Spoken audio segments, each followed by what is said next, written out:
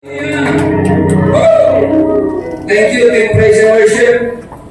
Willy memang kalau udah semua dikeluarin instrumennya sama dia. Sorga terbuka sekarang kalau sudah seperti ini. Saya Bapak Ibu mengenal ini Ece sama Joe sama udah anaknya ini saudara lama. Bahkan saya dulu bertemu dengan Ece, Joe itu belum menikah dengan Joe. Saya belum WL, belum singer, Ece itu udah WL, udah singer kemana-mana. Udah pelayanan kemana-mana nih. Gitu. Tapi memang saat mereka berkeluarga, sepertinya bukan dipendam dia punya talent, tapi dia harus fokus pada keluarga. Dan saya bersyukur saya bisa melibatkan dia di Mount Hermon Church. Dahsyat, kita percaya bahwa mereka adalah keluarga yang diberkati. Bersama dengan Jojo ini sebenarnya pemain musik Pak Gembala. Karena satu kali Mount Hermon kalau kita udah ada full band, nanti dia bisa bantu. Dia main bass udah kemana-mana dia. Udah loyalan kemana-mana kita sedikit demi sedikit oleh yang church diperlengkapi sih sama Tuhan. Gitu. Tinggal tuh momentumnya aja. Save for band ada, pemain musiknya sudah ada, PL-nya sudah ada, kita mau melihatkan Tuhan. Ya kan? Dengan jiwa-jiwa yang datang. Iya kan? Trompet sudah ada. Makanya saya bilang lengkap. Trompet sudah ada, pemain bass sudah ada, main keyboard sudah ada. Willy sebentar lagi ini udah corner bisa ada di situ terus. Setiap minggu ada di situ terus dia.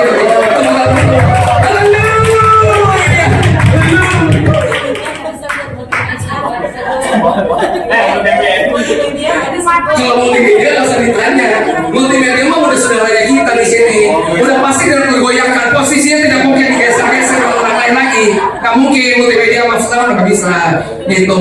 Cuman kan kalau pemain keyboardnya nah itu mesti dideklarasikan di atas mimbar ini bahwa Willy tidak akan kemana-mana. Haleluya. Dalam. Sudah kayaknya udah terakhir di sorga, jadi kalau lo mau Mount Hermon itu nggak bisa dipisahkan lagi bro. Amin. Haleluya. Kali ini kita masuk di minggu terakhir khotbah tematik kita sepanjang bulan Juni, dan kita sudah menikmati setiap minggu itu ibadah khotbah tematik yang dibawakan oleh hamba Tuhan yang bukan hamba, kan nggak boleh ngomong hamba sini ya. Anak-anak Tuhan, anak dong, ya kan? Roma 8 berkata kita tidak menerima roh perbudakan menjadi kita hamba lagi, tapi kita menerima roh yang menjadikan kita anak. Yang untuk kita dapat berteriak ya Abah ya Bapa. Jadi kita tidak boleh pakai kata hamba di sini. Mohon perhatian semuanya, kita semua adalah anak-anaknya Tuhan yang sudah dikatakan amin. Amin. Karena hamba di sini benar pembarunya. Karena hamba di sini yang ada adalah anak-anak Tuhan di dalam Yesus, itu benar. Cakep,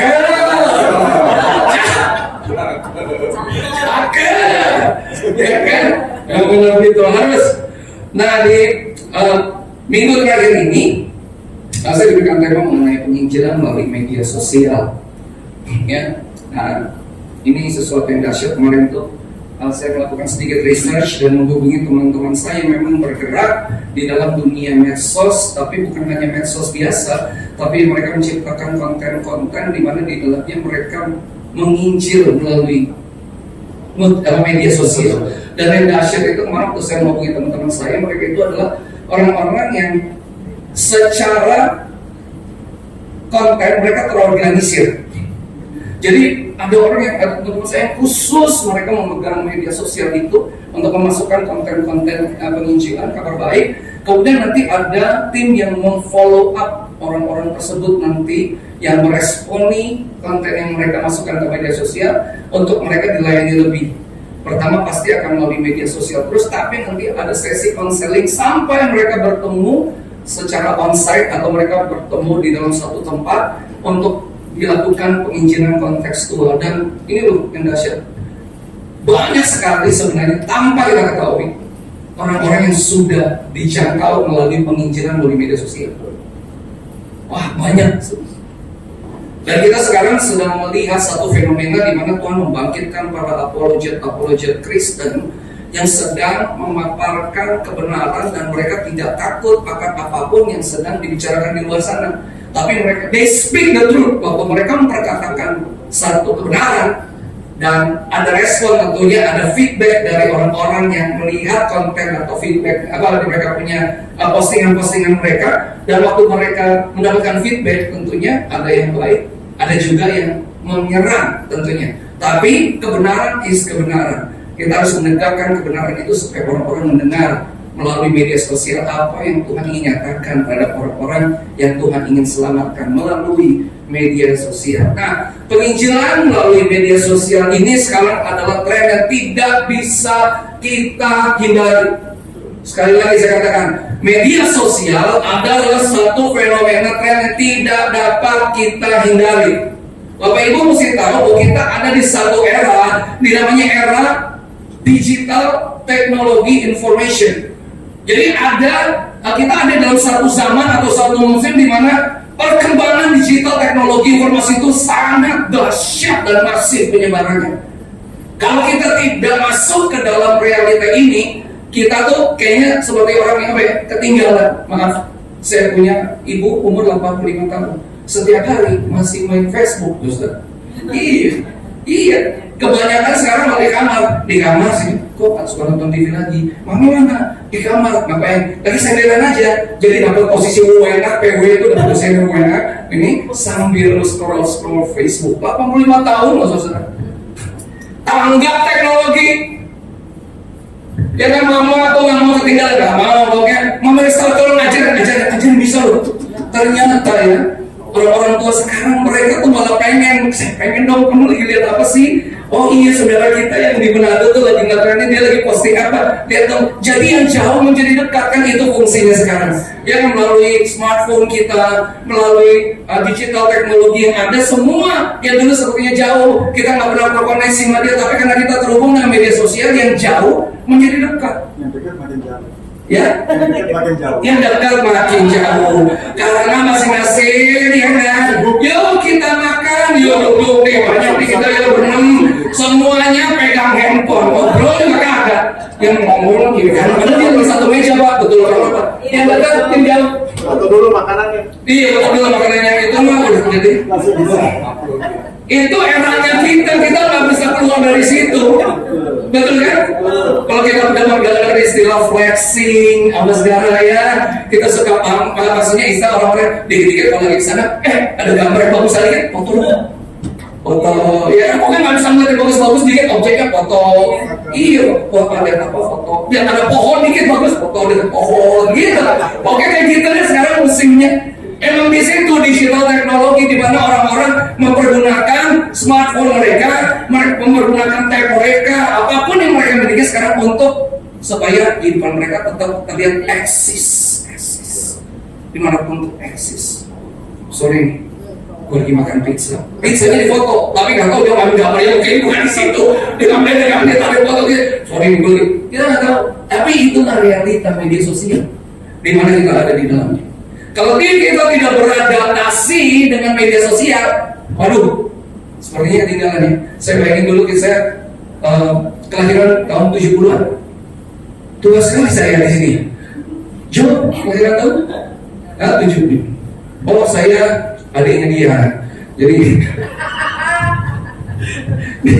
tahun 70-an dulu saya ingat saya pernah bilang di sini waktu tahun 70-an kita tuh kita nggak terbiasa dengan televisi. Kalaupun ada televisinya hitam putih.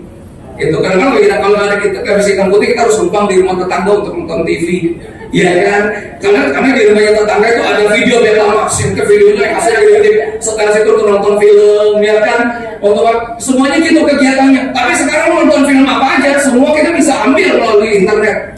Apapun kita mau nonton apa, kita nggak usah sebutkan providernya ya, cuman apapun kita cuma bayar dia sebulan 30.000, kita bisa nonton Korea, seri-seri, bisa 1, 2, 3, season 1, season 2, season 3, semua kita tahu apa. Bahkan ya ada orang Kristen yang lebih kenal seri Korea daripada Alkitabnya, karena setiap hari nontonnya gitu kan. Bukan luwir, bukan. Maksudnya ini. Bukan. Jadi maksudnya itu realitanya kita. Realitanya zamannya kita. Artinya sekarang ada anaknya Ejen nih, si JJ sama mereka ini zamannya mereka. Ya saya masuk ke pintu aja tadi di situ, terus si bukan yang kecil, David nggak sadar loh kalau saya udah sebelahnya. Karena dia pakai topi, tutup pakai earphone sama handphone begini. Saya udah di sebelahnya nih, benarnya. Dia fokus banget sama handphonenya sampai dia nggak sadar saya ada di sebelahnya. Saya pegang dulu pundaknya. Oh iya dia pegang saya. Kalau saya nggak pegang, dia nggak sadar. Itu realitanya generasi di bawah kita. Anak saya Leandra apalagi gitu. Dia adalah generasi di mana mereka sangat tanggap akan teknologi, sangat tanggap akan media sosial. Tiap hari mereka harus berinteraksi dengan media sosial mereka. Tapi pertanyaannya adalah, waktu kita ada dan diizinkan Tuhan untuk ada di era media sosial ini, apa yang sudah kita lakukan untuk kita mempergunakan tools yang Tuhan izinkan kita ada di dalamnya, atau kita ada di musim itu untuk kita dapat pergunakan untuk menyampaikan pesan Tuhan atau kabar baik. Itu kan yang perlu kita lihat. Kalau cuma sekedar kita datang, pulangnya selesai ibadah nih, untuk nunggu ibadah selanjutnya, kita masih duduk di tempat duduk kita buka sedikit, kita punya medsos, scroll, dapat nih di Facebook, dapat nih di Instagram, bisa aja. Tapi sejauh mana kita sebagai orang percaya memiliki panggilan dan mengerti bahwa hidupmu ditentukan pada zaman ini, musim ini, kita ada pada saat ini, sebenarnya juga untuk dapat menyebarkan kabar baik melalui media sosial. Nah, diam kan kalau kayak begini? Karena kita belum masuk kepada realita itu. Karena kita terbuai dengan banyaknya konten yang ada di media sosial yang selalu kita berinteraksi dengannya, sehingga kita lupa bahwa sebagai orang percaya bukan media sosial yang sebenarnya membawa dampak dalam hidup kita, tapi kita loh membawa dampak kerajaan sorga di dalam media sosial di mana kita berada, atau kita ada untuk berinteraksi di dalamnya. Amin. Kita mesti tahu lalu selanjutnya.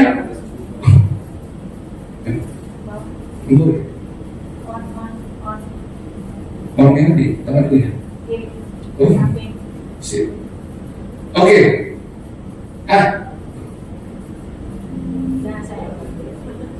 Oke.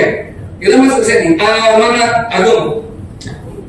Bapak Ibu, amanat agung adalah sesuatu mestinya dijalani oleh setiap orang percaya. Kita tahu bahwa kehidupan kita yang sudah diselamatkan melalui pengorbanan Yesus Kristus, melalui penebusan, itu membuat kita diperbaharui di dalam Dia, diperlengkapi di dalam Dia, diurapi di dalam Dia, untuk kita juga membawa pesan atau keselamatan yang kita terima dari Yesus kepada dunia ini. Kalau dulu itu namanya pelayanan penginjilan kontekstual. Kalau kita masuk pada zaman kita, ada dua sekarang penginjilan sedang berjalan. Selain penginjilan kontekstual, ada yang namanya penginjilan digital.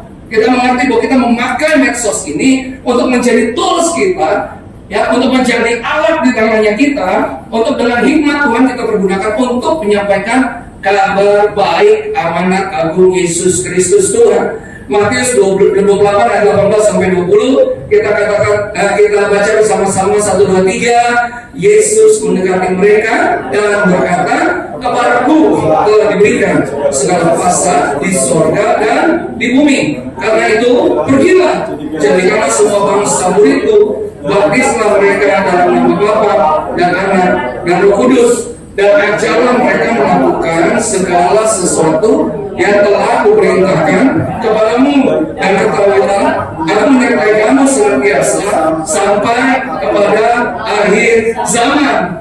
Di ayat ini kita sering semestinya udah baca ini gitu ya, tapi kita, apakah kita sudah melakukannya atau belum, ini kembali kepada pribadi kita masing-masing, termasuk kepada saya, termasuk kepada kita semua. Ini adalah tugas yang diberikan kepada Tuhan. Dan di dalam amanat agung ini setidaknya ada 3 hal yang kita bisa kupas bersama-sama sebelum kita masuk ke slide selanjutnya. Yang pertama, Tuhan Yesus berkata ini, kepadaku telah diberikan segala kuasa di sorga dan di bumi.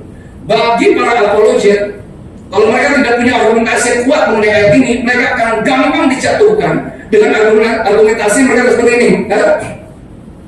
Tuhanmu menerima kuasa, berarti Tuhanmu nggak berkuasa. Karena gini, kalau seseorang menerima kuasa, ya itu berarti itu diberikan dari atas, dari seseorang yang lebih tinggi kuasanya daripada dia. Sedangkan orang Kristen kan berbicara bahwa Yesus itu kan Tuhan, Yesus itu Allah.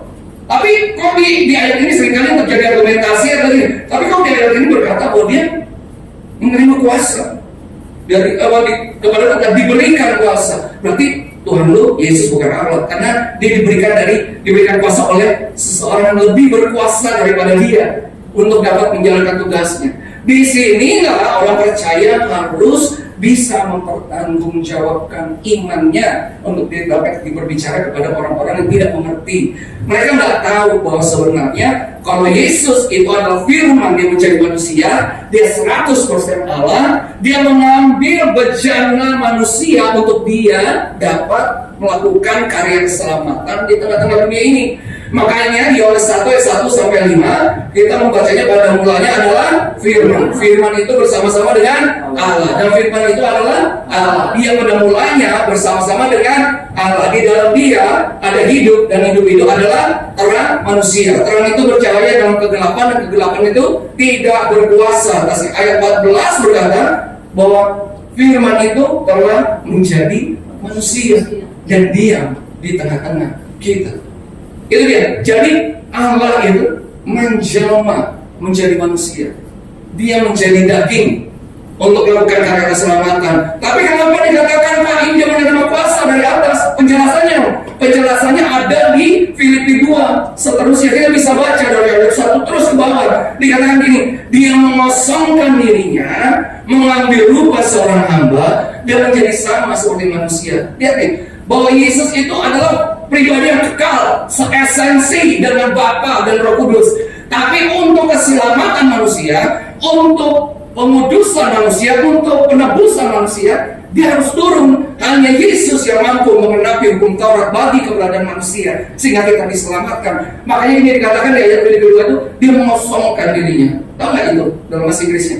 Make himself no reputation. Dia lepas semua reputasi dia yang di sorga, kemuliaannya, statusnya sebagai raja, hal yang ada di dalam kemegahan sorga yang dia miliki, itu dia lepas sama dia mengosongkan dirinya, turun ke dunia, menjadi sama seperti manusia. Dia menjadi sama dengan manusia, mengambil rupa seorang hamba dan menjadi sama seperti manusia. Itu dia.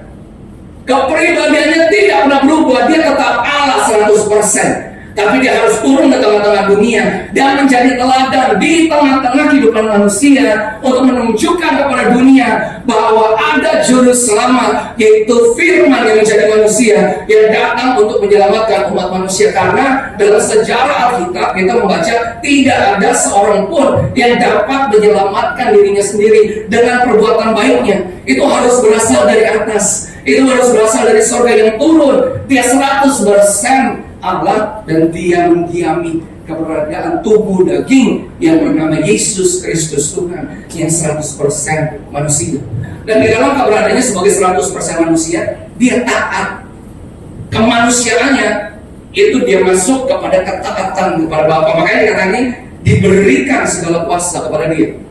Waktu dia menjadi manusia, itu menjadi keteladanan akan gambaran Tuhan yang dulu sudah rusak oleh dosa, menerima kuasa dari tempat yang maha tinggi untuk dia dapat melakukan karya penebusan melalui kabar baik yang diberitakan. Nah, kita harus mengerti bahwa sebenarnya hal ini pertama kali diberikan kepada manusia waktu dia diciptakan. Kejadian 1 ayat 26 sampai 28. Kita tahu Tuhan Yesus berkata waktu itu, firman-Nya berkata gini, padahal kita menciptakan manusia serupa dan segambar dengan kita supaya mereka apa? Berkuasa atas bumi, berkuasa atas binatang-binatang di udara, semua yang berjalan di atas bumi dan di bawah bumi, dan semuanya itu dikatakan supaya mereka berkuasa atas bumi ini. Jadi kuasa itu sebenarnya diberikan kepada manusia awal Adam yang akhirnya gagal untuk menuntaskan tugasnya sebagai orang yang memiliki kuasa atau otoritas yang berasal dari atas untuk dapat memelihara dan untuk berkuasa atas bumi. Untuk itulah makanya Yeshua atau Yesus datang. Firman itu harus menjadi manusia. Setuju katakan amin? Ya kan? Kuasa di sini diambil dari bahasa Yunani-nya exousia. Exousia di sini berbicara tentang otoritas untuk memerintah. Itu. Ada dua kata kuasa yang dominan di dalam Alkitab. Yang pertama di kitab ini Matius 28 ayat 18 sampai 20. Ada satu lagi di Kisah Para Rasul 1 ayat 8. Engkau akan menerima kuasa Roh Kudus turun atasmu. Itu dua kata yang berbeda, tetapi saling berhubungan. Yang satu exousia, yang satu lagi dunamis. Dunamis itu adalah kuasa yang engkau miliki untuk memanifestasikan hal-hal supranatural, karena pertama kali engkau menerima otoritas exousia untuk kau memerintah atas bumi sebagai anak-anak Bapa yang Maha Tinggi. Setuju katakan amin? Di situ dia. Nah, yang jelas di sini exousia, engkau memerintah atas bumi. Dan kalau kita memerintah atas bumi, artinya gini, waktu Yesus berkata gini, kepadaku diberikan segala kuasa yang ada di sorga dan di bumi. Artinya kalau dia diberikan kuasa atas sorga dan bumi, dan Yohanes 15 berkata, tinggallah di dalam aku dan aku di dalam engkau, maka engkau akan berbuah banyak, dan apapun yang engkau minta, engkau akan mendapatkan. Ngerti ya? Kuasa exousia yang sama yang ada dalam Yesus. Waktu kita menyatu dengan dia, kita tinggal di dalam dia tinggal di dalam kita, maka kita sebagai anak-anak Tuhan yang Maha Tinggi, kita juga dapat berjalan di dalam otoritas yang sama. Haleluya, haleluya, haleluya. Kalau dengar kesaksian Bapak Gembala, maksudnya Tuhan pakai bicaranya Bapak Gembala nih, tentunya untuk membawa kesembuhan bagi banyak orang sakit. Hal yang sama sebenarnya Tuhan bisa pakai Bapak Ibu semua di tempat ini loh, karena Bapak Ibu diurapi dengan roh yang sama. Bapak Ibu mengalami penebusan yang sama di dalam Tuhan, dan kepadamu diberikan exousia, kepadamu diberikan otoritas, kuasa untuk pemerintah, dan di dalammu juga engkau akan dipakai Tuhan sebagai bejaranya Tuhan untuk membawa kesembuhan, pemulihan, terobosan atas orang lain. Kalau gereja berfungsi seperti ini semuanya, ini jiwa-jiwa datang, hanya banyak orang-orang butuh dipulihkan. Kepadaku, kata Tuhan, diberikan kuasa di sorga dan di bumi. Selanjutnya kata, karena itu pergilah jadikanlah semua bangsa muridku, baptislah mereka dalam nama Bapa dan Anak dan Roh Kudus, dan ajarlah mereka melakukan segala sesuatu yang telah kuperintahkan kepadamu ini. Ini nih amanat aku, Matius 28 ayat 18 sampai 20. Pergi, send out. Kalau Bapak Ibu tahu kata Rasul itu adalah apostolos dalam bahasa Yunani-nya, itu artinya yang diutus. Itu dia. Di zaman baru itu kan para jawatan rasul itu bangkit, muncul. Nah itu rasul itu artinya yang diutus. Pergi, jadikan semua bangsa muridku.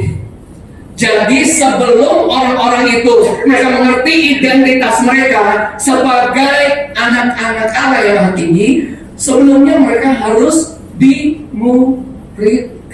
Karena pengertian itu hanya dapat tercetak di dalam kehidupan orang percaya kalau mereka merendahkan diri dan mau dimuridkan. Itu yang terjadi di gereja mula-mula. Pemuridannya masif, makanya Asia Kecil dapat dijangkau oleh Injil dalam waktu 3 tahun. Di kitab Para Rasul baca. Bapak ini jangan dikatakan kenapa? Pemuridannya jalan, mereka pergi, mereka memiliki mereka mengemban amanat agung, mereka pergi dan mereka memuridkan. Dan waktu orang-orang dimuridkan, tiba-tiba mereka mengerti, oh saya ternyata tahu siapa saya di dalam Yesus yang telah menyelamatkan saya. Siapa saya di Yesus yang sudah menebus saya. Saya tahu siapa saya. Tercetaklah satu identitas, pengertian di dalam kehidupan orang-orang percaya pada saat itu, supaya mereka juga nantinya, supaya waktu mereka sudah mengerti bahwa mereka diciptakan serupa segambar dan memiliki roh yang menjadikan mereka anak yang dapat memanggil Tuhan yang Aba ya Bapa, mereka melangkah di situ untuk dapat juga memuridkan orang yang lain. Dulu multiplikasi yang terjadi di gereja mula-mula itu seperti itu. Setiap pribadi diperlengkapi, dimuridkan, mereka mengerti, mereka muridkan orang lain. Sehingga masif 3 tahun Asia Kecil mendengar Injil. Jiwa-jiwa banyak sekali diselamatkan. Kemudian setelah itu baptislah mereka dalam nama Bapa, Putra, Roh Kudus. Baptis ya. Kita tahu kan artinya baptis. Dibaptis artinya waktu kita ditenggelamkan, artinya kita mati bersama dengan Kristus. Habis itu waktu dia dibangkitkan keluar dari air, artinya dia dibangkitkan bersama dengan Yesus, menyatu dengan realita Kristus di dalam kehidupannya. Selanjutnya dia kata, ajar mereka menaati perintah-perintah Allah. Sewaktu dia berjalan di dalam identitas Kristus, dia mengerti bahwa Kristus ada di dalam dia, dia ada di dalam Kristus, berjalan mereka untuk mentaati perintah. Perintah itu kan firman. Firman itu siapa?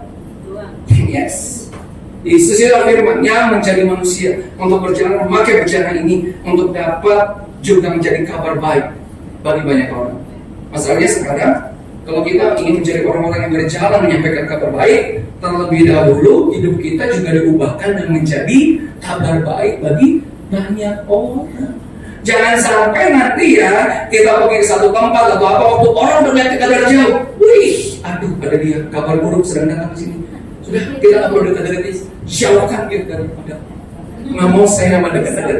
Ada yang gitu, orang udah melihat kita gitu dari jauh baru datang, aduh, bad news coming, aduh, balas gue dari Tommy, aduh, malas aku duduk jauh-jauh aja.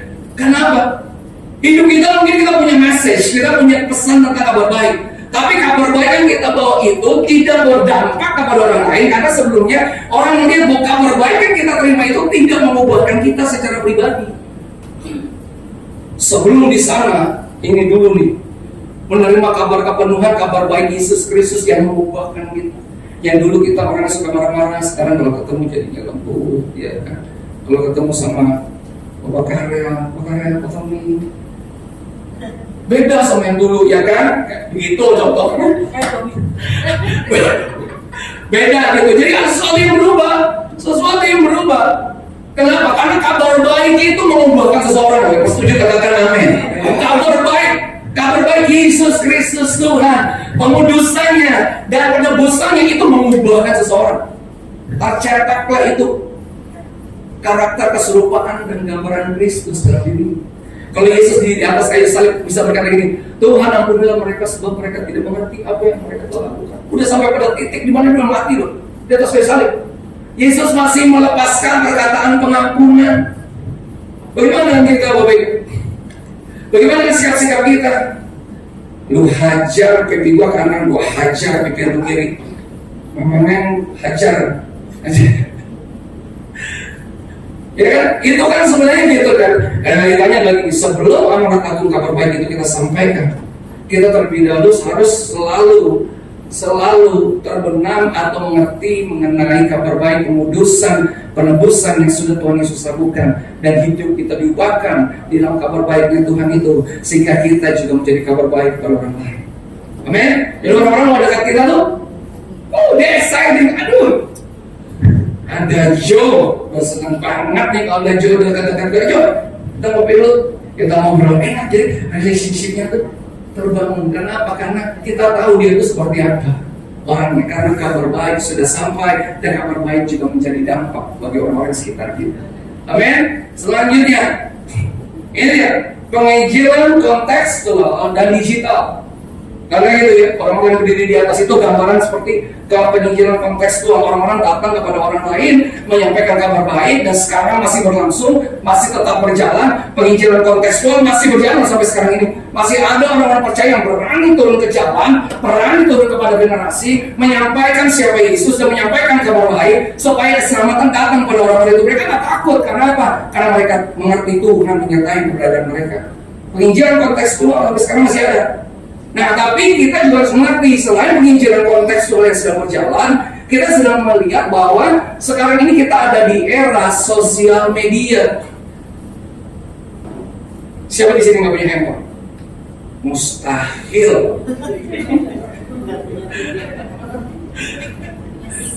Gak mungkin. Nih kalau dikumpulin nih handphonenya, satu ada yang 5 juta, ada 10 juta. Handphonenya mahal-mahal. Cuma untuk setiap hari duduknya enak, scrolling terus media sosial. Haleluya. Jadi artinya gini, engkau miliki ini tools yang luar biasa sebenarnya untuk bisa menyampaikan kabar baik. Amin. Jadi ini penginjilan kontekstual dan digital. Selanjutnya, ini dia. Menurut satu survei, ya ini setahun yang lalu, lebih setahun lebih, karena saya tidak menemukan satu catatan yang lebih update ya, mengenai hal ini, mengenai time spent using social media application, mengenai orang-orang yang waktu-waktu yang dipakai oleh orang-orang yang menggunakan aplikasi sosial media. Paling nggak ada 5 major sosial media yang dipakai. Itu kita lihat di sana kan, ada WhatsApp, ada YouTube, ada TikTok, ada Instagram, ada Facebook. Dan ini dikerjakan melalui AI ya, penghitungannya atau mereka melakukan surveinya dan akhirnya dikalkulasikan oleh teknologi AI, yaitu di Make-Water. Dan ini dia penggunanya. Kita melihat nih dalam misalnya nih WhatsApp, bagaimana pemikirannya? Yang memakai WhatsApp itu per orang itu dia paling tidak memakai WhatsApp itu 29 jam 6 menit per bulan. Orang yang pakai YouTube itu 26 jam 48 menit per bulan. Orang yang pakai TikTok itu 29 jam per bulan. Instagram 15 jam 24 menit per bulan. Facebook 14 jam 36 menit per bulan. Nah ini setahun yang lalu, sekarang udah lebih masif lagi menurut saya. Udah lebih gila lagi pemakaian media sosial itu. Udah lebih kayaknya menghina kehidupan manusia media sosial itu.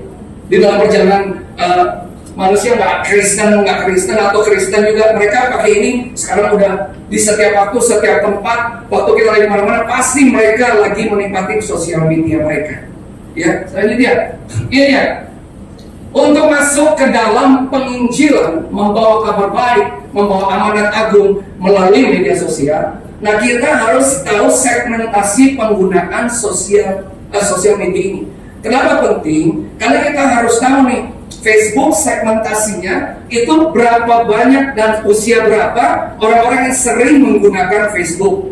Orang-orang yang menggunakan Instagram, itu dalam kebanyakan mereka rentang usia berapa yang mempergunakan Instagram, yang mempergunakan YouTube, gitu ya. Dan saya ada beberapa track record, tapi ini nggak semua. Kalau semua kita nggak, waktunya nggak cukup di sini. Jadi saya cuma pilih paling nggak 4 aplikasi yang sekarang lagi banyak dipergunakan. Yang pertama, kita lihat segmentasi pengguna sosial media. Yang pertama adalah Facebook. Baca ya.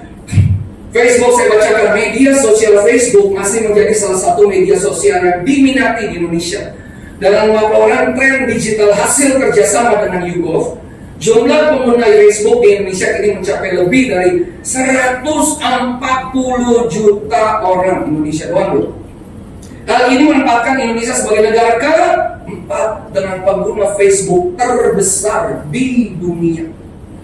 Dari segi usia, pengguna Facebook didominasi oleh mereka yang berusia 20 hingga 29 tahun sebesar 44%. Diikuti oleh mereka berusia 13 hingga 19 tahun dengan porsi 33%. Sementara pengguna yang berusia 30 hingga 39 tahun hanya menduduki porsi sebesar 15%. Begitu juga dari segi gender, pengguna Facebook sedikit didominasi oleh pengguna dengan jenis kelamin laki-laki sebesar 55,6%, perempuan 44,4%. Pengguna Facebook mayoritas mengakses platform ini menggunakan smartphone. Jadi segmentasi usia yang paling banyak menggunakan Facebook menurut artikel ini adalah mereka berusia 20 sampai 29 tahun. Tadi saya di mobil agak sedikit berargumentasi dengan istri saya. Kata saya, "Tom nggak? Kayaknya udah berubah deh trennya. Facebook sekarang udah mulai turun, gitu. Udah mulai turun segmentasinya. Jadi udah mungkin kayak gini tadi istri saya bilang gini. Nah, kayak mami itu yang muda itu 85, 83, terus ya 80 sedikit 70-an gitu ya. Itu pengguna Facebook sekarang mungkin. Jadi orang-orang tua yang sudah matang yang lebih mendominasi untuk pakai Facebook sekarang. Nah, usia produktif malah sepertinya udah sedikit demi sedikit meninggalkan Facebook dan beralih ke Instagram, gitu. Betul ya? Ini datanya mungkin udah beberapa waktu yang lalu. Karena ini saya lihat kok ini yang lebih mendekati. Tapi sekarang kita melihat fenomenanya seperti itu. Jadi kalau kita tahu Facebook itu seperti apa, sekarang penggunanya range umurnya seberapa yang sebenarnya banyak mereka masuk ke dalam Facebook, disitulah kita bisa tahu penginjilan seperti apa yang kita bisa pakai untuk masuk kepada platform Facebook. Tahu kita jadinya, seperti ini, bikin. Ada tuh orang-orang yang saya bilang teman-teman saya itu mereka tuh punya konten-konten media sosial yang memang tujuannya untuk menginjil. Orang medianya sendiri, mereka mengelola konten itu di dalam media sosialnya terus-menerus setiap hari. Nanti ada bagian orang, kalau misalnya nanti ada feedback, ada orang yang masuk meresponi konten penginjilan yang ada dan mereka sebarkan melalui Facebook. Nanti ada divisi kedua, namanya divisi konseling. Jadi nggak langsung nih, yang pertama nih divisi media yang melepas pesan-pesan Injil atau kabar baik melalui Facebook itu bukan mereka nanti yang memfollow up. Kalau ada yang masuk melalui inbox, ada lagi orang lain. Sisi konseling via digital. Jadi mereka berinteraksi melalui inbox. Oh gini, tahu gini. Abis udah gini, waktu udah matang benar, atau benar-benar kita bisa tahu orang ini benar-benar nih. Mereka tuh memiliki kebutuhan untuk diselamatkan. Baru yang ketiga nanti ada tim yang akan berjumpa dengan mereka, langsung onsite berjumpa untuk penginjilan kontekstual. Jadi bertemu secara istilahnya kopi darat, ketemu untuk dia berikan penginjilan. Dan itu sekarang banyak yang seperti itu. Berjalan seperti itu karena mereka tahu segmentasinya. Yang kedua, Instagram platform media sosial. Instagram terus melesat menjadi media sosial yang paling digemari masyarakat Indonesia. Menurut data yang dirilis Napoleon Care pada periode Januari-Mei 2020, pengguna Instagram bisa mencapai 69,2 juta. Nah, saya perlu tekankan ini mungkin belum update dari apa yang sekarang gitu ya. Dengan pengguna yang amat besar ini, Instagram menjadi salah satu platform media sosial yang sangat potensial untuk promosi sebuah bisnis. Nah, di sini kita mendapatkan bahwa ternyata platform Instagram itu banyak dipakai untuk promosi sebuah bisnis. Jadi ada orang-orang bisnismen yang banyak terlibat di dalamnya. Nah, segmentasi ini kita bisa pakai. Bagaimana kita dapat menginjil melalui Instagram? Ternyata viewersnya Instagram itu kebanyakan orang-orang ingin melakukan promosi bisnis, dan orang-orang bisnis terlibat di dalamnya. Kita bisa masuk penginjilan seperti apa yang bisa kita pakai untuk menginjili orang-orang yang ada di Instagram. Karena kita tahu segmentasi. Ya, dari segi usia pengguna Instagram yang bisa didominasi oleh golongan usia produktif, yaitu ada rentang 18 sampai 34 tahun. Pengguna dari usia ini mendominasi hingga 25 juta pengguna atau mendominasi 36 sampai 38% usia 18 sampai 24. Sementara untuk rentang usia 25 sampai 34 mendominasi dengan 21 juta pengguna atau 31 sampai 33%. Dari sisi gender, pengguna Instagram didominasi oleh kaum perempuan menurut artikel ini. Jadi perempuan ya, flexing, foto sana, foto sini, masuk posting gambar, foto, videonya di Instagram. Sehingga cepat sekali kalau perempuan kalau begini dan langsung direspon gitu.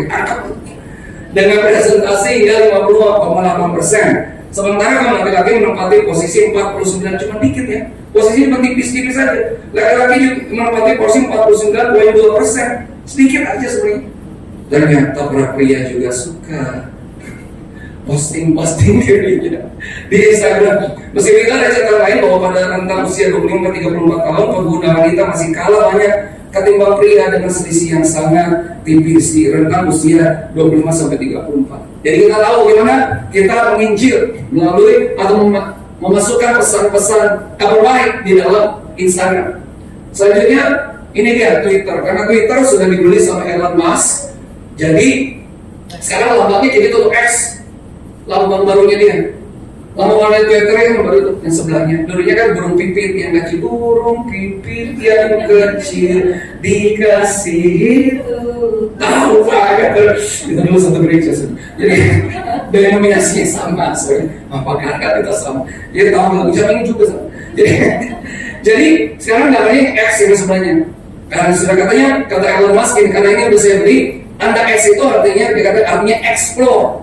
Dia pengen bawa nih platform digital Twitter untuk bisa dieksplor lebih lagi sama dia supaya lebih mendunia lagi. Artinya digital explore. Platform media sosial Twitter juga menjadi salah satu media sosial dengan pengguna aktif yang cukup banyak menurut Hootsuite, pengguna Twitter Indonesia mencapai jumlah hingga 10,65 juta orang. Mungkin sekarang udah lebih kan? Tapi ini jadi, kalau menurut saya Twitter sekarang sebenarnya lagi sedang. Jumlah pengguna ini membuat Indonesia menjadi negara kelima dengan pengguna Twitter terbesar di dunia. Dari segi usia, rentang umur 16 sampai 24 tahun merupakan yang mayoritas menggunakan platformnya.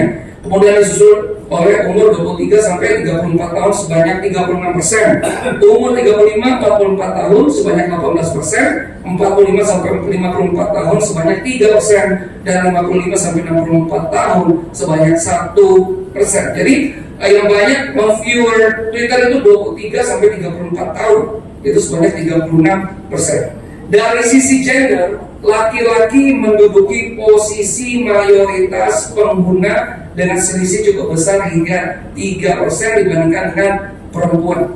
Berdasarkan demografi pengguna Twitter Indonesia, pengguna Twitter laki-laki sebanyak 53% dan perempuan 47%. Saya masih punya laki-laki di sini akun Twitter, belum ada yang angkat. Jadi pakai Twitter, banyak kan yang Instagram ya. Nah dari sini kita juga bisa tahu gimana caranya kita dapat menyampaikan atau memasukkan konten-konten Injil kabar baik di dalam Twitter. Kali kita udah tahu segmentasi range seperti apa, lihat strateginya bagaimana nih supaya kita bisa menjangkau jiwa-jiwa yang ada di Twitter.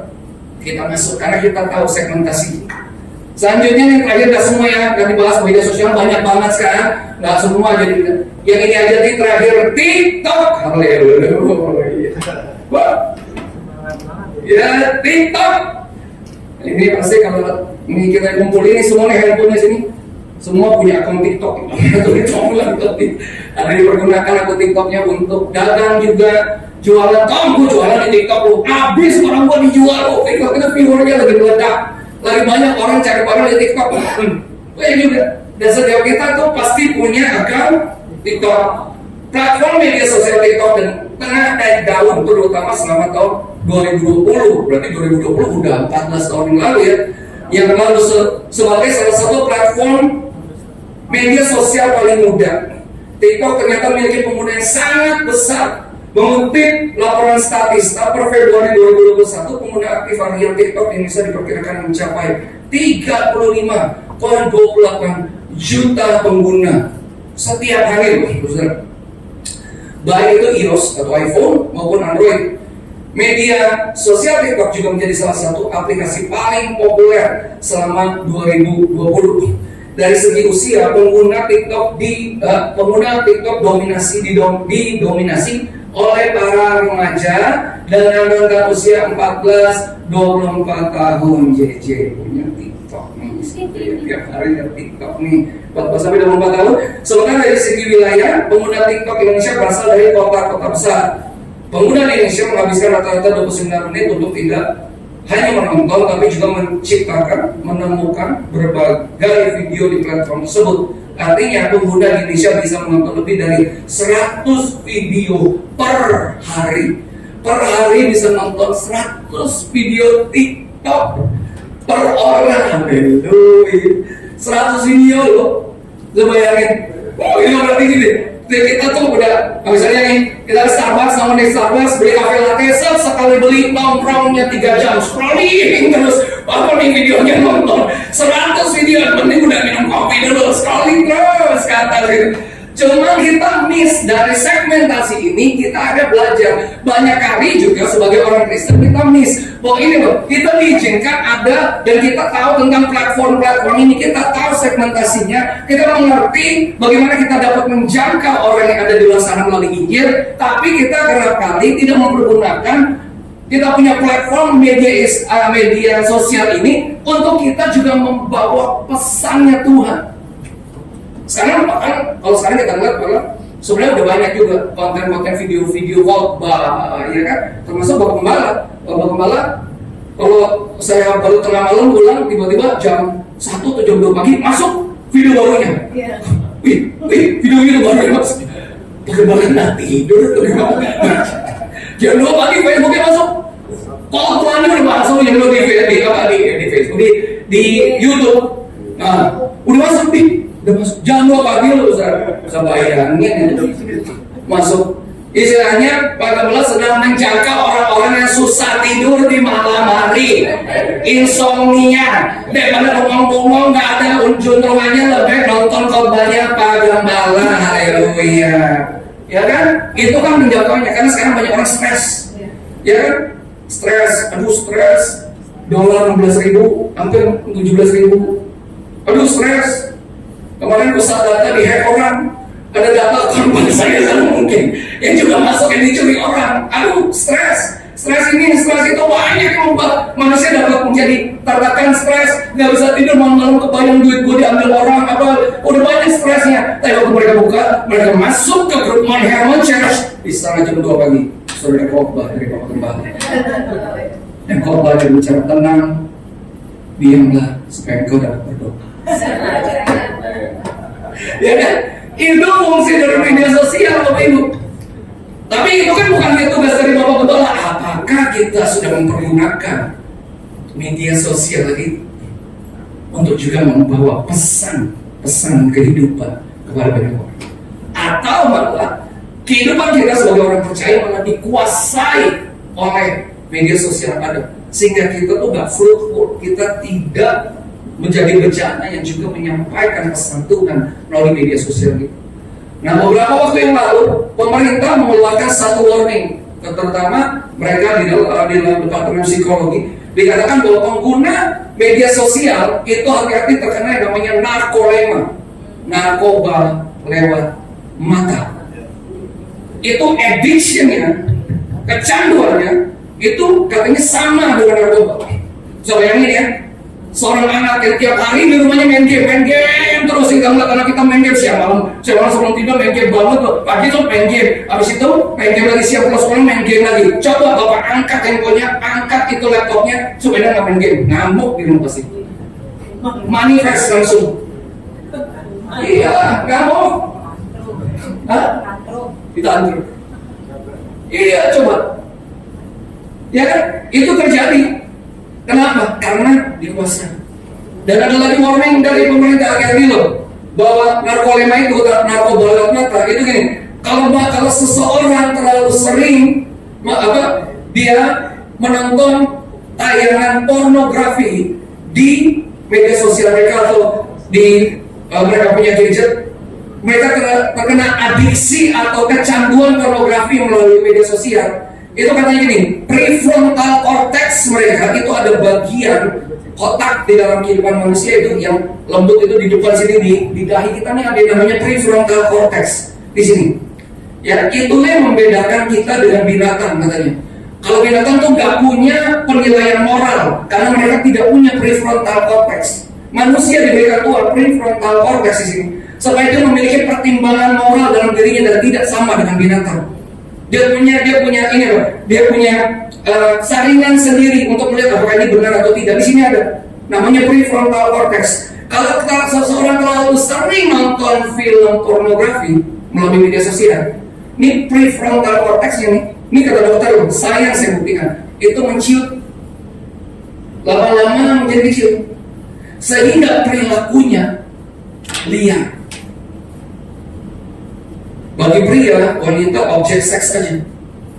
Karena sudah tidak punya pertimbangan yang matang tentang apakah yang benar atau salah.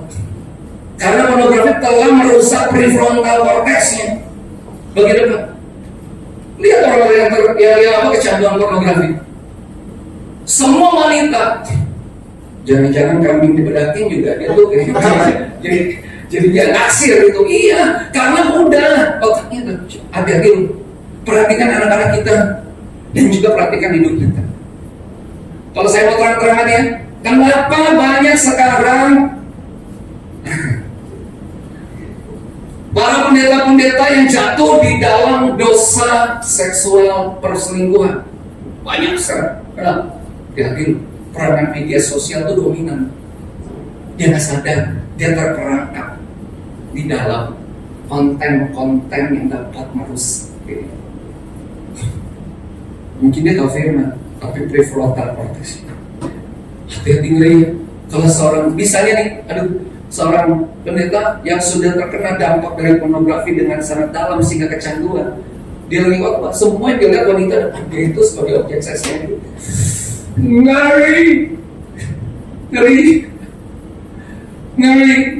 Ngeri banget. Hati-hati, narkoba lewat mata.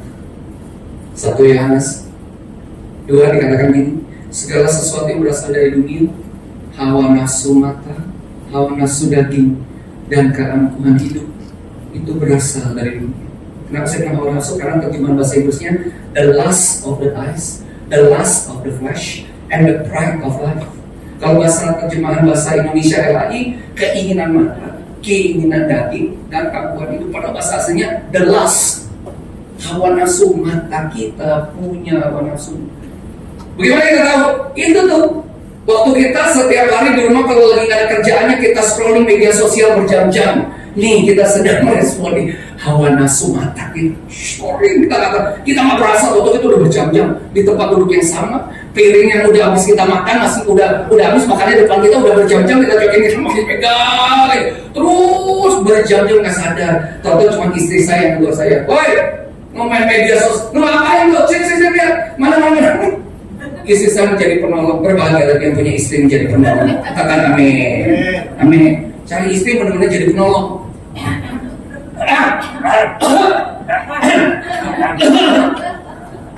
Jadi carilah istri yang dapat menjadi penolong. Ada 2, penolong atau menjadi orang yang mencorokin kita untuk lebih dalam lagi, itu berbahaya sekali.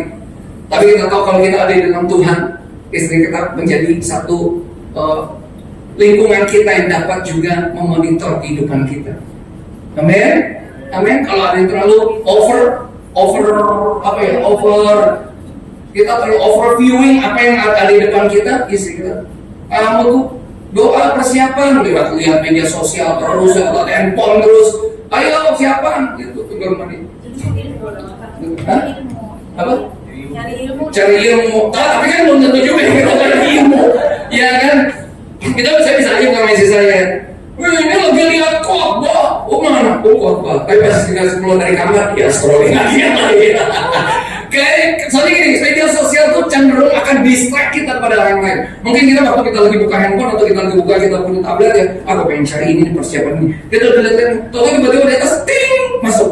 Ada ini berita ini, kita masuk ke situ, TikToknya udah kelihatan dia. Oh berita ini, ada yang khotbah, bagus banget. Dari khotbah itu paling cuma 1 menit selesai. Habis khotbah itu selesai 1 menit, kita scroll lagi di atas. Ada lagi scroll lagi. Jadi tadinya kita mau persiapan, terdistract gitu loh, teralihkan dengan akhirnya baru kita menyangka, udah sejam lagi scrolling terus, nggak sadar gitu. Karena apa? Media sosial itu bikin edik, bikin kecanduan. Itu yang namanya narkoba lewat mata. Jadi ini kita sangat berharga loh, prefrontal cortex-nya, supaya ini tetap menjadi yang dikasih Tuhan bagi kita untuk kita dapat memiliki pertimbangan yang benar di dalam kehidupan kita. Selanjutnya, sosial media evangelism atau penginjilan sosial media. Pertanyaannya bagi kita dan kita mesti jawab pada diri kita masing-masing. Involve or ignore? Kita mau terlibat di dalam penginjilan sosial media dengan memasukkan konten-konten yang membawa pengenalan akan Tuhan, membawa konten-konten yang membawa pemulihan di dalam Tuhan, membawa konten-konten yang dapat membawa orang-orang menemukan keselamatan dan hidup yang kekal melalui media sosial kita, atau malah kita ignore tuh cuek, cuek aja tuh kan gitu. Handphone gua, lu mau ganggu gua? Siapa lu? Kita kan istilah kita mau cuek aja. Udah, nggak punya sesuatu yang di-drive dari dalam untuk kita mempergunakan sosial media kita sebagai tempat penginjilan.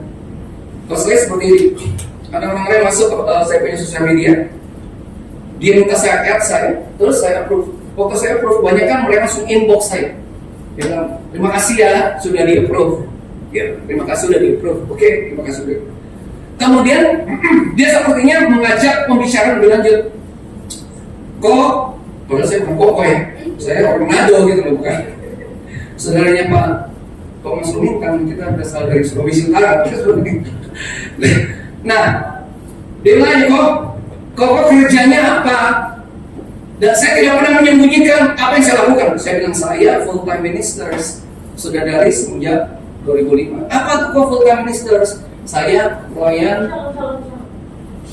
Tuhan full. Full time itu pelayan Tuhan full. Terus dia bilang ini, oh pendeta ya kok?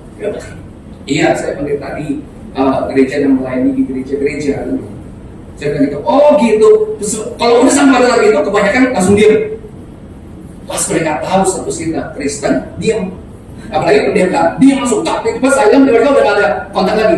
Tapi kitanya dari situ, dari titik itu, kita yang mesti sedikit agresif. Kita yang tanya balik ke dia. Kamu dari mana? Kerjanya apa? Terjadi interaksi.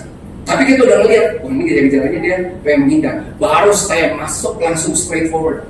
Saya bilang, kamu mengenal Yesus nggak sebagai Tuhan dan Juru Selamat? Saya tanya langsung. Ada yang tanggapan mereka gini. Oh, saya pernah dengar si Yesus itu Tuhan agamanya orang Kristen. Tapi kan semua agama sama kok, mengajarkan kebaikan, kata dia. Saya emang nggak mikirin agama kok, yang penting cuan, ada kayak gitu loh. Masukin box saya. Terus saya apa? Enggak, saya bilang uang apa-apa. Kamu mau ngejar uang sampai kamu banyak uang, nggak apa-apa, silakan aja kamu melakukannya. Tapi saya masuk di pesan kedua.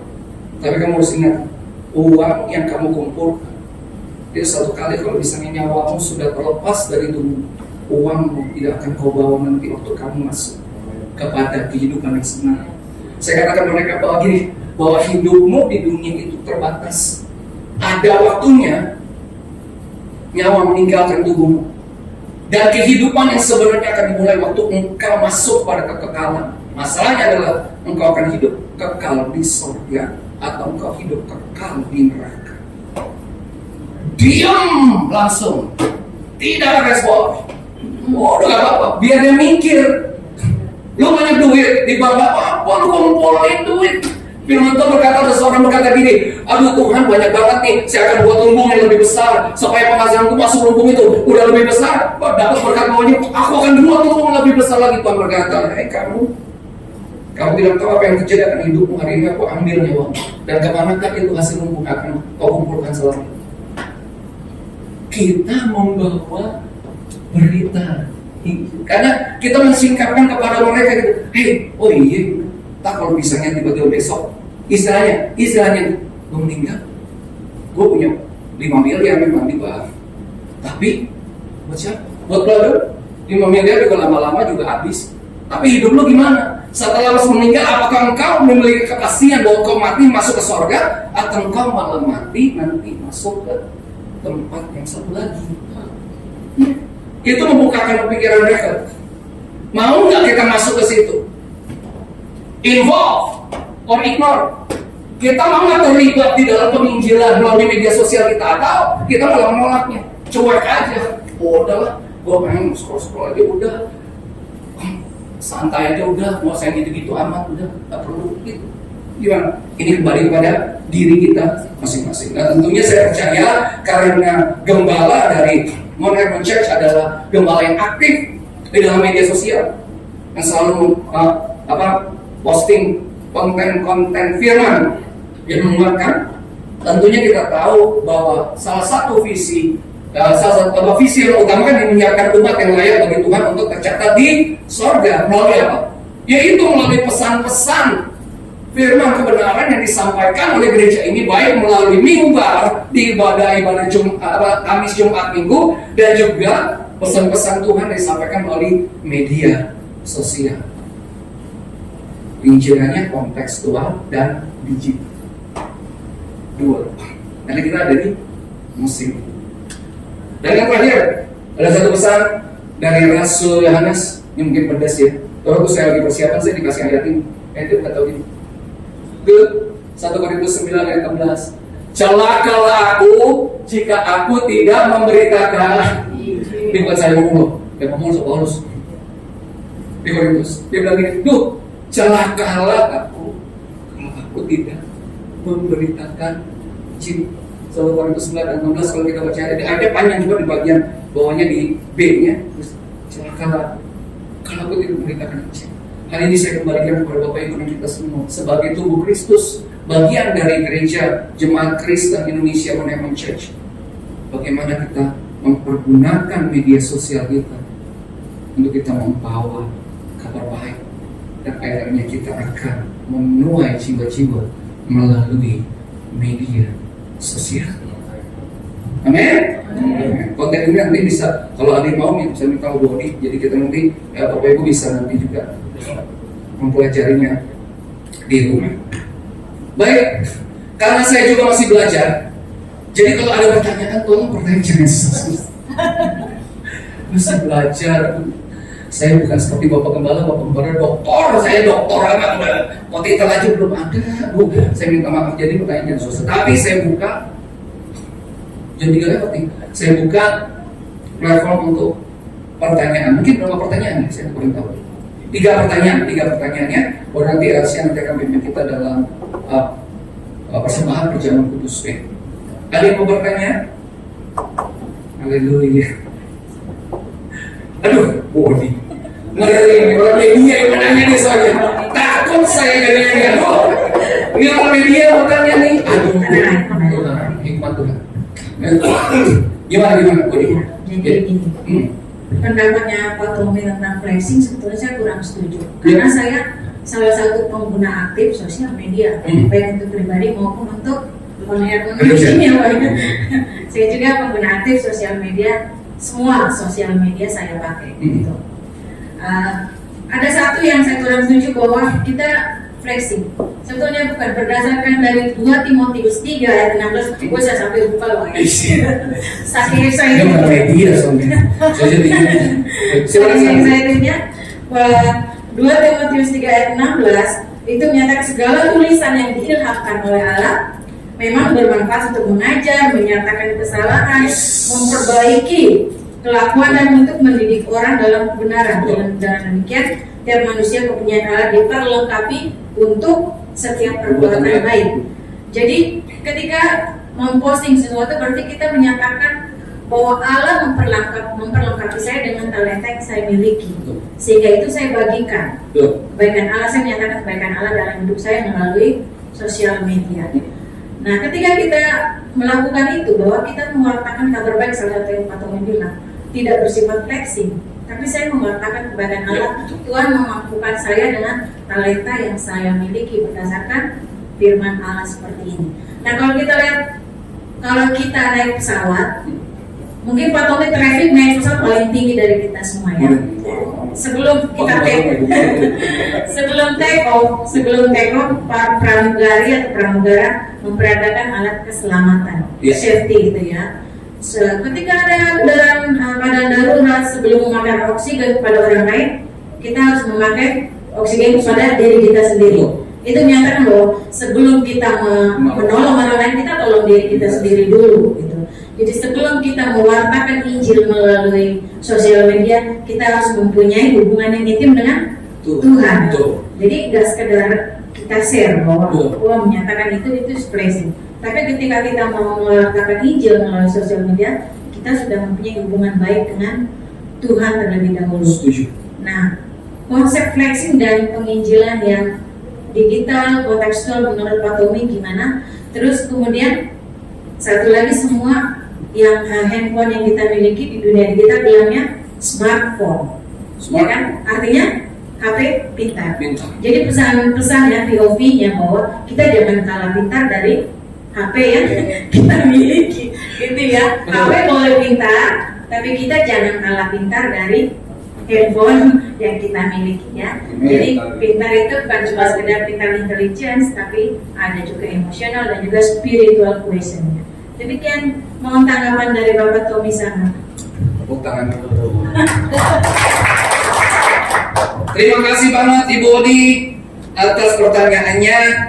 Jadinya akhirnya saya minta maaf, saya mengkoreksi pernyataan saya mengenai flexing. Flexing nggak selamanya buruk.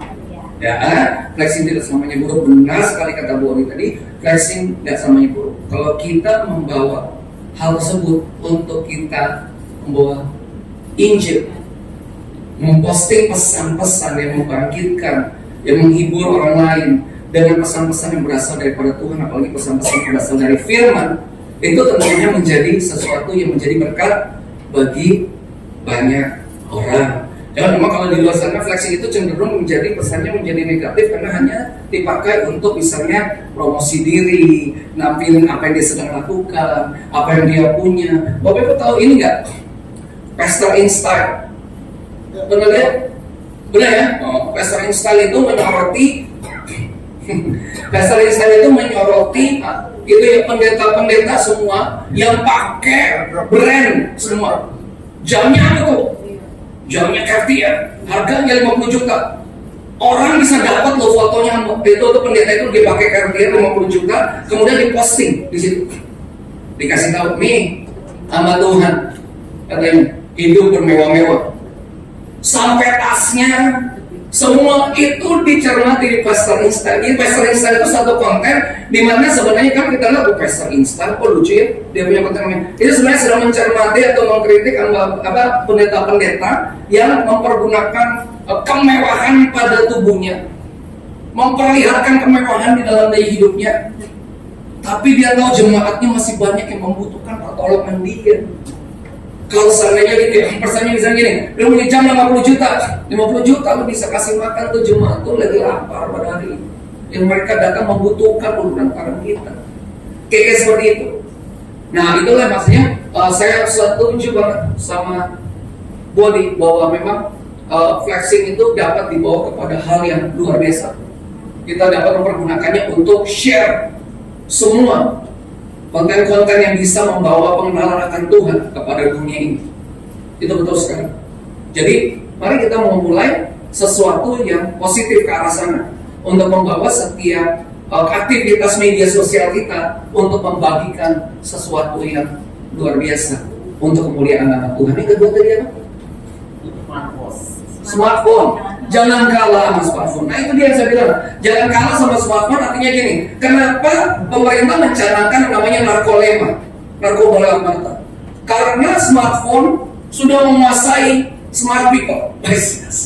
Smartphone yang menguasai smart people, artinya gini, mereka pintar secara intelijen, secara pendidikan, tapi karena mereka terjebak di dalam era digital ini, mereka malah terlalu sibuk dengan apa yang ada di dalam smartphone mereka, sehingga mereka terpengaruh dan menjalani kehidupan mereka kebanyakan dengan gadget mereka, sehingga mereka itu dikuasai, occupied by the social media.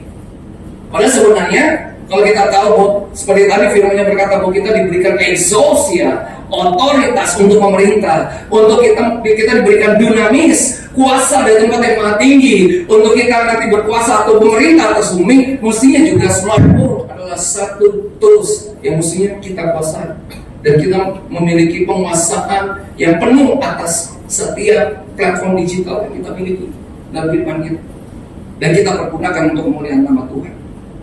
Artinya gini, ada waktunya gimana kita set aside, oh ini waktu jam sekian, oke kita lihat. Misalnya kita punya disiplin waktu untuk, oh ini kalau smartphone ini untuk saya nanti banyak berinteraksi dengan handphone saya ini jam sekian enggak, saya buat keluarga saya, misalnya saya berinteraksi dengan istri saya, sama anak saya tidak terpengaruh atau dikuasai sepanjang hari dengan smartphone kita. Not occupied by the smartphone, but the smart people and anointed people will occupy your smartphone. Menjawab, Bu? Jawab ya? Kalau pertanyaan lebih lanjut, nanti bisa langsung bertanya kepada Bapak Kepala tadi, Bu Kepala. Haleluya. Terima kasih, Bu. Nanti kita bisa ngobrol lebih lanjut. Mantap. Terima kasih Pak Thomas. Gimana nih? Pertanyaan susah banget. Ya, terima kasih Pak Tommy. Ya. Mau tanyakan tadi kan bahwa Pak Tommy ada kasih contoh untuk Pak Tommy sendiri untuk menginjil dari media sosial ya. Nah, kalau kan ada beberapa contoh yang maksudnya tadi ada kalau nggak salah ada 5 platform ya. 5 platform itu YouTube, kemudian Twitter, kemudian WhatsApp, Facebook, satu lagi sama TikTok. Ya. Kalau untuk yang kalau Instagram dan Facebook itu kan tergabung dalam Meta, Nah, Meta ini kan yang setahu saya ya Pak Tommy. Kalau di Meta ini untuk range age usia, kemudian kalau buat saya kalau orang di digital marketing itu kita bisa tahu bahwa range harga yang kita mau pasar kayak angkus pasarnya kita tahu di usia berapa, kemudian juga di usia komunitas yang mana. Nah itu kan masing-masing itu ada ininya ya, ada apa namanya, ada semacam pengaturannya ya. Nah, kalau untuk di Meta sendiri kan sudah ada nih Pak. Tapi kalau yang untuk kayak seperti Twitter kan nggak ada tuh. Iya, Twitter nggak ada. Terus kemudian yang setelah yang Twitter, kalau mungkin kalau di WhatsApp sih kita bisa pakai WhatsApp web ya, WhatsApp web lebih gampang. Terus atau yang WhatsApp channel juga bisa, itu lebih enak lagi WhatsApp channel. Nah, yang untuk yang Twitter, kemudian yang satu lagi apa lagi tadi? Kalau YouTube kita masih bisa. Iya, kalau TikTok kita masih bisa juga, ada leads yang itu. Tapi kalau yang kayak Twitter itu yang nggak bisa sih Pak. Kalau menurut saya sih itu. Makanya mungkin Pak Tommy ada kurang lebih bisa menjelaskan kalau yang untuk di Twitter itu seperti apa. Nah, Twitter itu sekarang kebanyakan news ya, news. Kebanyakan news. Twitter itu kebanyakan news. Jadi memang kayaknya Elon Musk ini sudah bikin dia punya platform itu sedemikian rupa supaya tidak ada konten-konten lain mungkin yang berhubungan dengan hal tersebut untuk bisa intervensi dia punya platform. Jadi ya karena dia cuma menampung news, berarti kita harus cuma bisa masukin ya news itu kan kabar apa yang kita masukin situ ya, kabar baik, cuma sampai di situ gitu. Jadi dulu sih masih bisa masuk foto apa segala macam, masih kan? Masih bisa kan? Maksimal. Iya, 18 tahun ke atas. Kalau anak-anak kita berarti dia manipulasi datanya. Iya, betul. Nah itu dia, karena bapaknya ini kan, iya kan digital marketing, pasti lebih tahu segmentasi usia, promosi ini kita harus goalnya kayak gimana, lebih strategis gitu loh pemikirannya untuk memasarkan sebuah produk gitu. Dan saya minta maaf, saya tidak ada di digital promotion, saya nggak ada di situ, jadi saya sangat terbatas untuk dapat meresponi hal tersebut. Tapi memang kalau di Twitter ya sejauh mana mereka dapat menampung pesan-pesan yang kita sebarkan melalui Twitter, ya sejauh itu kita dapat mempergunakan platform digital itu untuk dapat menyebarkan kabar baik seperti itu. Dan kalau ada mungkin Pak Thomas punya strategi-strategi yang bisa dibuat untuk lebih masuk atau intervensi di dalam Twitter untuk kita bisa lebih lagi mempergunakan platform itu untuk menjangkau yang lain. Tapi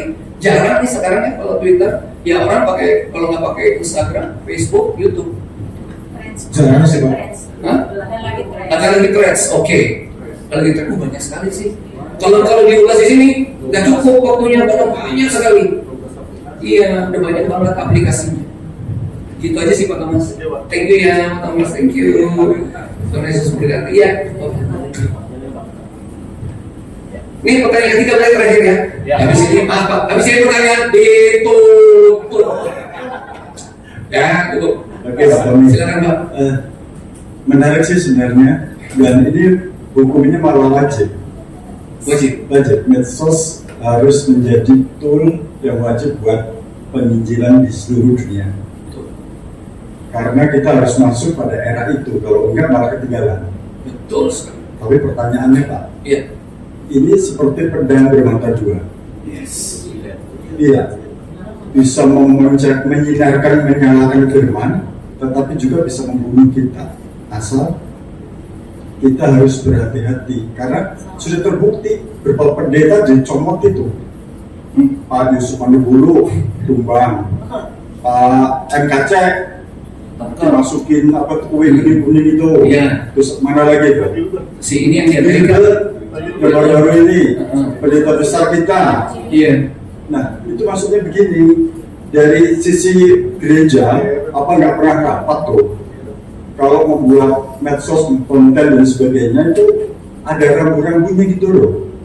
Jadi nggak usah keceplosan lagi sampai sepupu kita nih kan gayanya gaya kuda liar, tidak seperti domba tetapi kambing kan.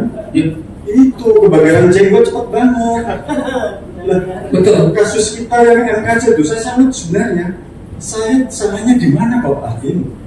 Saya hanya sekedar membacakan you punya, tapi terus salahnya di mana? Coba tunjukin. Dijawab Pak. Loh, kalau di kami jelek-jelekan Pak Ketua itu si A. Tapi kalau you bahas ini itu Bisa. penistaan. Lah, udah hati-hati. Makanya saya bilang ini adalah pedang bermata dua. Ini sangat bagus menyalakan firman Tuhan sampai ke ujung bumi. Cuman tadi pesan saya kalau bisa seluruh gereja di Jakarta membuat rambu supaya jangan ada korban-korban berikutnya. Karena saya dengar dari Oljan yang di Jerman itu target YouTuber Kristen akan satu-satu mau dicomotin. Oh. Iya, nonton nggak? YouTube-nya Oljan. Oh, Ojang. Iya. Oh, sambil. Itu kan kalau di sini udah jadi sate itu. Karena dia di Jerman aja. Iya. Setuju nggak? Dia ngomong. Lah, di debat di situ ada yang nantang kok. Ketemu di Den Haag. Saya tunggu di sini. Nggak ada yang datang. Karena kan ada dihukum warga negara sama. Iya. Itu cepat. Thank you, terima kasih. Iya. Pak siapa? Hah? Pak siapa? Pak Sudikno. Pak Tusi.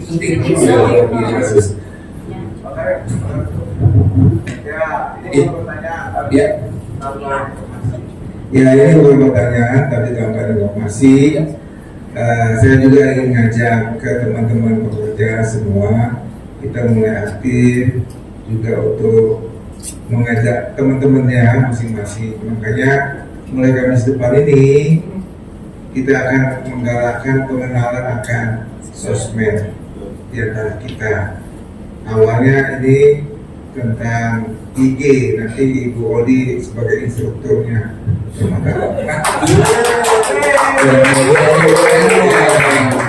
Jadi supaya kita juga nanti aktif, kita kan pasti semuanya punya medsos minimal WA lah.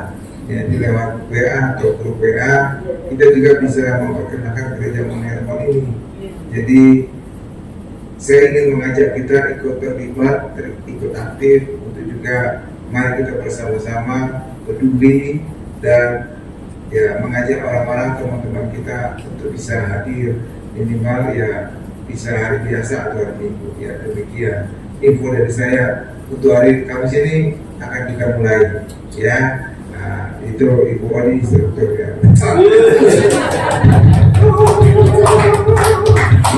Terima kasih Bapak Sudikno, terima kasih. Ada mungkin sebagai tambahan aja, even kayak kita tahu bahwa Indonesia itu dikenal sebagai satu negara yang denominasi gerejanya paling banyak di seluruh dunia, itu ada di sini. Sampai dalam batu dan orang itu kaget, hah? Ada sekian ribu denominasi, luar biasa Indonesia. Mereka kaget loh. Denominasi yang paling banyak denominasi gereja, mau itu namanya GPAP, denominasi ini, denominasi ini, oh itu paling banyak di sini di Indonesia. Sampai luar negeri mereka tahu paling banyak. Begitulah sangat sulit untuk menyatukan persepsi di semua sinodal gereja, denominasi gereja, karena masing-masing gereja sudah memiliki doktrin-doktrin yang mereka anggap boleh lebih benar daripada mereka. Jadi artinya itu udah pasang tembok duluan. Oh ini doktrinnya saya, kalau bukan buat kamu jangan campur. Gitu, saking banyaknya. Nah sekarang gereja masuk kepada era digital. Masing-masing sinodal mencoba untuk menerjemahkan bagaimana anggota gerejanya bisa berkontribusi dalam media sosial dengan rambu-rambu yang mereka buat sendiri secara sinodal, Pak. Gitu. Dan kadang-kadang apa yang dibuat oleh gereja satu sama gereja lain itu berbeda. Satu gereja bilang, lu si agresif. Kalau misalnya lu pasang posting, lu ngomong agresif. Pas mereka agresif di media sosial, diedit, dia punya khotbah, dipotong sedikit, dibawa ke baris krim, tangkap deh. Penistaan, tangkap. Itu, aku agresif. Ada teman-teman saya bilang ini, tapi Tom, kalau lu pengen buat konten itu, lu mesti kesini. Kristen itu kan dikenal sebagai kasihnya Tuhan, kuat dalam kasih. Jadi apa yang kita masukkan itu harus memancarkan kasihnya Tuhan. Even yang sudah memancarkan kasihnya Tuhan itu masih diedit-edit loh. Masih diedit sampai akhirnya memunculkan kebencian dari pihak sana untuk menyerang. Baru-baru ini ada satu gereja di Bekasi Selatan, GPIB. Jalan Timur. Kawan. Mereka lagi doa di dalam. Itu gereja juga, Pak. Hah? Yang ngapain gereja juga. Iya. Jadi gereja teman gereja. Lo maksudnya beda jemaat. Gereja. Oh, belum habis. Ilustrasi. Ini kalau bicara gini panjang. Jadi mari kita berdoa karena tadi sudah dikomentasikan oleh Pak Gembala bahwa mari kita menggunakan church merapatkan barisan untuk dapat menggunakan media sosial ada di mana church untuk kita dapat mensyiarkan kabar baik Yesus Kristus Tuhan. Tuhan Yesus memberkati. Yuk silakan Ibu Elsia, Bapak Jo, Bang Yunan dan Ibu Nita.